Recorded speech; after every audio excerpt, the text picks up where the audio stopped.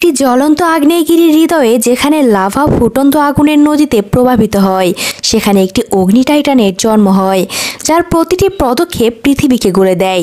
কিন্তু সমুদ্রের গভীরে একটি প্রাচীন শক্তি জাগ্রত হয়।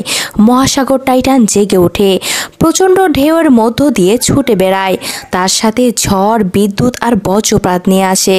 লাভা এবং সমুদ্র দুটি টাইটান একে অপরের মুখোমুখি হয় এবং তাদের প্রথম সংঘর্ষে বাষ্প, আগুন এবং জলের এক বিশাল বিস্ফোরণ ঘটে, যা তাদেরকে কাঁপিয়ে তোলে। পাথর ভেঙে যায়, তীর ভেঙে যায় এবং প্রকৃতির ভারসাম্য বিপর্যস্ত হতে শুরু করে।